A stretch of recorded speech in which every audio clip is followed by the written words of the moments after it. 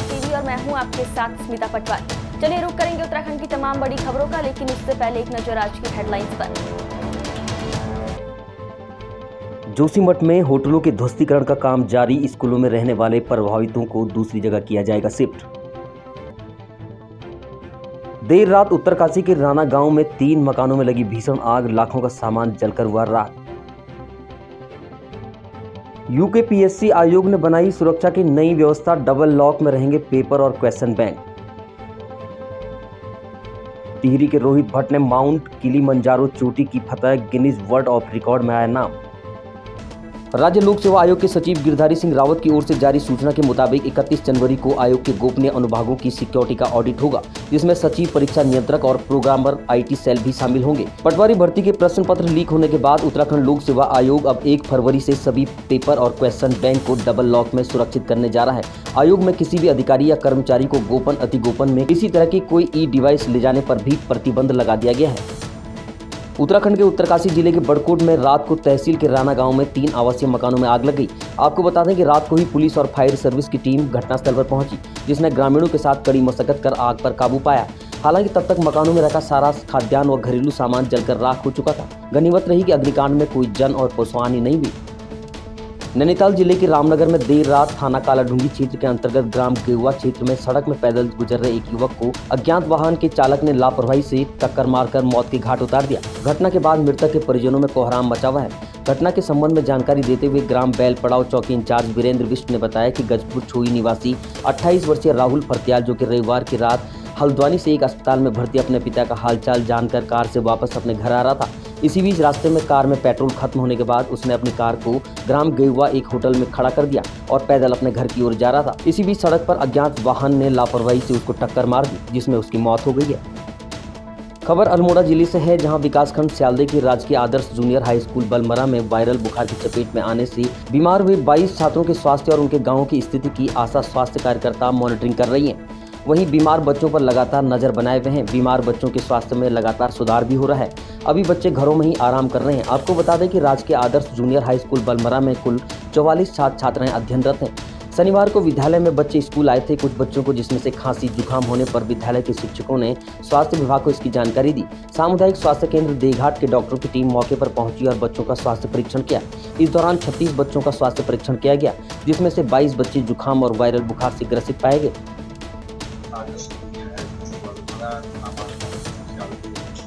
से बोल रहा हूँ। इस बीच विगत 2-3 दिन से लगभग 6 दिन हो गए, तो 6 दिन से यहाँ पर लगातार अनुपस्थिति विद्यालय में बढ़ती गई। उस दरमियान मैंने CST देघाट से बात की कि भाई ये हो सकता है वायरल फीवर के रूप में यहाँ पर बच्चे जो है ग्रसित हैं। सर्दी, खांसी, जुकाम और चक्कर आने की शिकायत जैसी। तो मैंने अनुरोध किया प्रभारी चिकित्सा अधिकारी और स्वास्थ्य टीम के द्वारा टेलीफोनिक संपर्क किया। उसके बाद उन्हें तुरंत दूसरे दिन ही यहाँ पर एक आपातकालीन शिविर का आयोजन किया। तत्पश्चात यहाँ पर लगभग 18 से 20 बच्चे जो है 28 जनवरी को उनका स्वास्थ्य परीक्षण किया गया और स्वास्थ्य विभाग की टीम ने बच्चों को दवाई वितरित की और 2-3 दिन के लिए घर में रहकर आराम की सलाह दी। और इसी खबर को लोगों ने हवा बना दिया गया और हवा बनाने के बाद ये जो 30/1/2023 को राजकीय इंचोत्तम विद्यालय बोलमोरा में सामुदायिक स्वास्थ्य केंद्र देघाट की स्वास्थ्य टीम द्वारा 21 बच्चे का स्वास्थ्य परीक्षण किया गया एवं उसको कोविड एंटीजन का भी टेस्ट किया गया, जिसमें कि सारे बच्चे नेगेटिव पाए गए। स्कूल के अध्यापक तथा उसके माता पिता द्वारा बताया गया कि सारे बच्चे के स्वास्थ्य में काफ़ी सुधार है। खबर हरिद्वार से है, जहां लंडौरा रेलवे स्टेशन के पास पुल पर हाइट गेज लगाने के विरोध में ग्रामीणों ने प्रदर्शन किया। वहीं ग्रामीणों ने क्षेत्रीय विधायक उमेश कुमार को वीडियो कॉल कर मामले की जानकारी दी। ग्रामीणों का कहना है कि पुल पर काफी कम ऊंचाई पर हाइट गेज लगाने से ग्रामीणों को भारी परेशानी उठानी पड़ रही है। लंडौरा स्टेशन के पास बना रेलवे पुल काफी समय से जर्जर हालत में है। पुल के पास कई ईंट भट्टे हैं। एक फैक्ट्री और पेट्रोल पंप होने से रोजाना पुल लोड से भरे वाहन यहाँ से गुजरते हैं, जिससे यहाँ पर हादसा होने की संभावनाएं बनी रहती हैं, जिसकी जानकारी ग्रामीणों ने क्षेत्रीय विधायक उमेश कुमार को दी, जिसको विधायक उमेश कुमार ने जल्द ही नया पुल बनवाने का आश्वासन ग्रामीणों को दिया। बताया कि रेलवे का पुल जर्जर हालत में है, जिससे कभी भी कोई हादसा हो सकता है। इसी को ध्यान में रखते हुए रेलवे विभाग की ओर से पुल हाइज गेट लगाया जा रहा है, जिसमें भारी लोडिंग से भरे वाहनों की आवाजाही रोकी जा सके। सारे गाँव लोग इस चीज से प्रभावित हो रहे हैं और ये हमने लास्ट टाइम स्टे लिया था 2018 में, लेकिन गवर्नमेंट का स्टे देने के बाद भी इन्होंने कोई पुल पे कार्रवाई नहीं करी, ना नया पुल बना के दिया है। इन्होंने बोला था कि 1 साल के अंदर हम नया पुल बना के देंगे, जिस पे आज तक कोई कार्रवाई नहीं हुई है और गांव के लोग के लिए रास्ता बंद किया जाता है, बार बार रास्ता बंद किया गया, जिस पे आज भी ये इसको बंद कर रहे हैं रेलवे जो है। क्या हाइट बनाई है इन्होंने? हाइट इस पे ये 10 फुट की कह रहे हैं, 9-10 फुट के आसपास ये इसको बंद कर रहे हैं, जिसमें ना गाँव की ट्रैक्टर ट्रॉली, ना कोई फायर ब्रिगेड गाड़ी निकलेगी, ना स्कूल बस निकलेगी, ना आपकी बारात गाड़ियाँ निकलेंगी।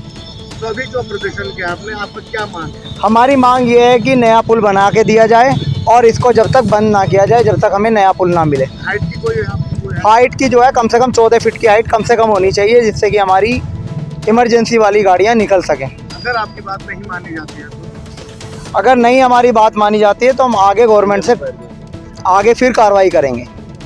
इस मामले को लेकर आप कोर्ट में भी गए थे, वहाँ से स्टे भी हुआ था? हाँ जी, स्टे हुआ था। उसमें बोला गया था, मजिस्ट्रेट ने बोला था कि मतलब 1 साल में हम पुल तैयार करके देंगे। तो स्टे की भी अवहेलना की है? उसकी भी अवहेलना की गई है, उस पर भी कोई काम नहीं हुआ है। बल्कि PWD ने रेलवे को पैसे भी दिए थे। कितने पैसे? उन्होंने 80 लाख रुपीस करीब 2000 पुल के ऊपर पहले भी ये छोटा कर दिया गया था कि ये पुल कमज़ोर हो गया है, इसको यहाँ ये पुल अब चलने लायक नहीं रहा। हाई कोर्ट में डाला गया था। हाई कोर्ट से ये पता चला था कि पुल के लिए PWD ने रिपेयर के लिए उन्हें 1 करोड़ रुपया 80 लाख रुपया दिया, तो पुल कमज़ोर कैसे हो गया? तो हाई कोर्ट ने इन्हें बोला गया, हाई कोर्ट ने 1 साल का टाइम दिया था कि 1 साल में नया पुल बना के दें, तब तक इस पुल को आवागमन के लिए खुला छोड़ दें। अब ये फिर इसको 2 बार बंद किया गया, फिर हमने दोबारा से इसको खुलवाया कोर्ट के थ्रू ही, अब फिर ये इसको बंद कर रहे हैं। अब ये कहते हैं ये 10 फुट पे पिलर करेंगे। जो फायर ब्रिगेड की गाड़ी है या एक नॉर्मल एक ब्याह शादी की बस है, वो 13 फुट तो बस की हाइट है, और फायर ब्रिगेड वाले कहते हैं कि हमें कम से कम 14 फुट चाहिए, इसके बिना हमारी फायर ब्रिगेड की गाड़ी नहीं आ सकती। जो 100 नंबर आपकी एम्बुलेंस है वो भी 13 फुट पे है, तो कम से कम 14 फुट की हाइट तो चाहिए। भाई गैस की, सिलेंडरों की। तो अभी कितनी हाइट कर रहे हैं ये 10 फुट बता रहे हैं। 8 फुट 8 से 10 फुट बता रहे हैं। ये पिलर आपके सामने है। किस चीज़ का जरूरत है? इस चीज़ का भी जरूरत है, या तो इसे 14 फुट करें, हमें कोई दिक्कत नहीं है। आवागमन का रास्ता ना रोके।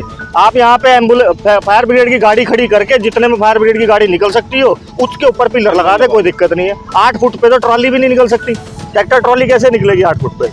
खबर चंपावत जिले से है, जहां यातायात नियमों का उल्लंघन करने वालों पर पुलिस इंटरसेप्टर वाहन से नजर रखी जाएगी। साथ ही यातायात नियम तोड़ने वालों के ऑनलाइन चालान भी किए जाएंगे। ऑनलाइन चालान करने वाली मशीनों से लैस नया आधुनिक इंटरसेप्टर वाहन यातायात पुलिस चंपावत में शामिल हो गया है, जिसे पुलिस अधीक्षक देवेंद्र पिंचा ने हरी झंडी दिखाकर यातायात व्यवस्था को दुरुस्त करने के लिए चंपावत यातायात पुलिस को सौंप दिया। चंपावत पुलिस को यातायात निदेशालय पुलिस मुख्यालय देहरादून से प्राप्त इंटरसेप्टर वाहन में ऑनलाइन चालान के लिए LIDAR GPS लगा हुआ है, जिसके माध्यम से ओवर स्पीड, ट्रिपल राइडिंग, बिना हेलमेट बाइक चलाने वालों, 4 पहिया वाहन को बगैर सीट बेल्ट पहने चलाने वालों पर त्वरित ऑनलाइन कार्रवाई की जा सकेगी। देश और उत्तराखंड को गौरवान्वित महसूस कराने वाली खबर जनपद टिहरी गढ़वाल से है, जहां के रहने वाले 22 वर्षीय रोहित भट्ट ने अपने नाम एक बड़ी उपलब्धि दर्ज कर ली है, जिन्होंने विश्व में सबसे ऊंची पर्वत चोटी में शामिल तीसरी और अफ्रीका की सबसे ऊंची चोटी माउंट किलीमंजारो पर भारत का राष्ट्रीय ध्वज तिरंगा फहराकर विश्व रिकॉर्ड बनाने वाले पर्वतारोही बने हैं। पर्वतारोही रोहित ने उत्तरकाशी के नेहरू पर्वतारोहण संस्थान में BMC और AMC कोर्स A ग्रेड में पूरा किया है। आपको बता दें कि 4 अक्टूबर 2022 को द्रौपदी का डांडा उत्तरकाशी में आए एवलॉन्च में रोहित ने अपने 29 पर्वतारोही साथियों को खोया था और बड़ी हिम्मत के साथ रोहित अपने 4 पर्वतारोहियों को जान बचाने में भी कामयाब हुए थे। पिछले कई दिनों से बदल रहा मौसम का मिजाज देख कल दोपहर के बाद मुनस्यारी में झमाझम बारिश देखने को मिली। वहीं शाम ढलते ही मुनस्यारी के उच्च हिमालयी क्षेत्रों में बर्फबारी होने लगी, जिससे हिमनगरी मुनस्यारी में झमाझम बारिश के साथ ही उच्च हिमालयी क्षेत्रों में हुई बर्फबारी, इको पार्क में हुई बर्फबारी से मुनस्यारी पहुंचे पर्यटकों में खुशी देखने को मिली। वहीं दूसरी ओर थल मुनस्यारी मोटर मार्ग पर हुई बर्फबारी के बीच काला मुनि मंदिर के समीप मुनस्यारी की ओर आ रहे कई वाहन फंसे रहे, जिसमें स्थानीय लोगों द्वारा जैसे तैसे इसकी सूचना बीआरओ को दी गई। वहीं सूचना मिलते ही बीआरओ द्वारा तुरंत जेसीबी की मशीन से वाहनों को सकुशल पास किया गया। अब खबर किच्छा से है, जहां सरकार द्वारा शहीद हुए देव बहादुर के परिवार के सदस्यों को नौकरी का वादा करने और अन्य कार्य होने पर शहीद के परिवार वालों ने पूर्व विधायक राजेश शुक्ला के आवास पर पहुंचकर उनका और सरकार का आभार जताया।